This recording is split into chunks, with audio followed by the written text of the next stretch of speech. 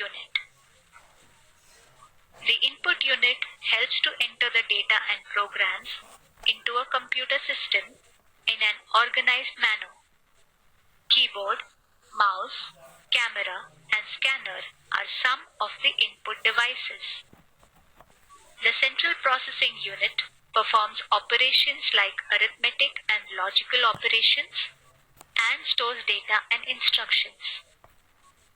Typically, the central processing unit or CPU looks like this. It has many ports in the front and at the back of the unit. We will learn about them in a little while. It takes data and instructions, processes them, and gives the output or results. The task of performing operations is called processing. The output is then stored along with the data and instructions in the storage unit.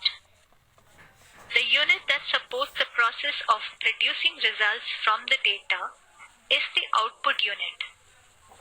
Monitor and printer are some of the output devices. Generally, a desktop computer has four main components: monitor, CPU, keyboard, and mouse. A camera, printer, or scanner can also be connected to a computer. This is the monitor or the computer screen, as we call it. It looks like a TV screen. It is the visual display unit of a computer.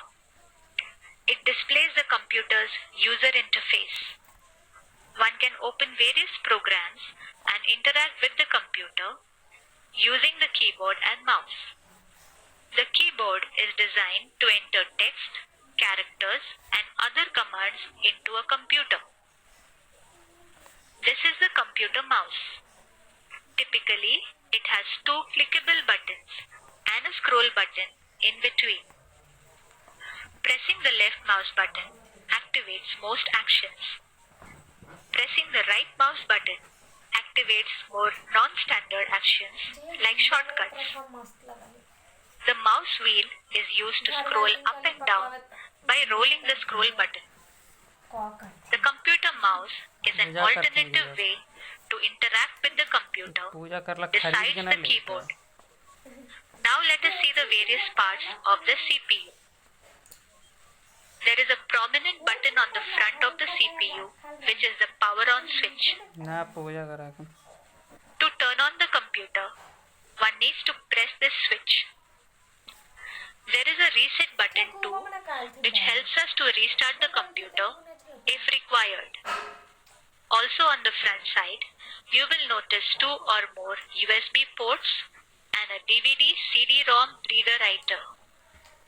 The USB ports are used to connect pen drives to the computer, and the DVD CD-ROM reader writer is used to read or write a CD or DVD. Now let's look at the back of the computer. The ports at the back are used for connecting the CPU to the other devices of the computer. This is done using cables. There are many components inside the CPU. When the computer is on, all these components work and generate heat. Fans at the back provide the airflow required to cool the components.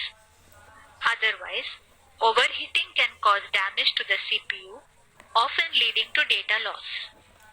This is the case cooling fan. It keeps the temperature of the CPU normal and prevents overheating. Power supply unit, also called PSU, supplies power to the computer. Now, let's learn how to connect the various components to the CPU. Place all the components on the table as shown.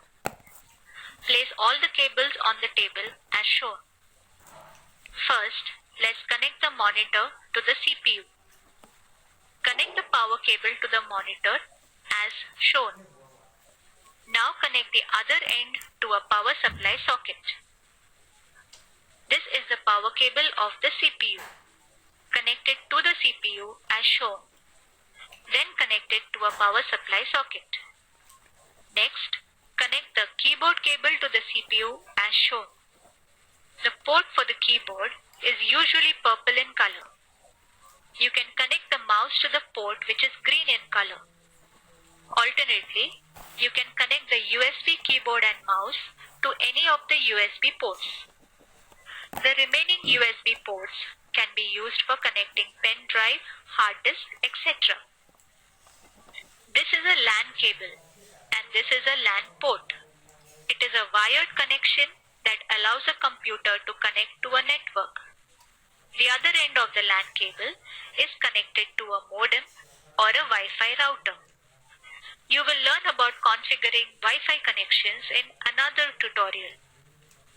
The LED light will blink when the LAN port is active and receiving activity. You may notice that there are other serial ports on the CPU.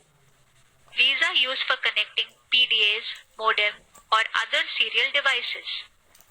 You will also notice that there are some parallel ports on the CPU.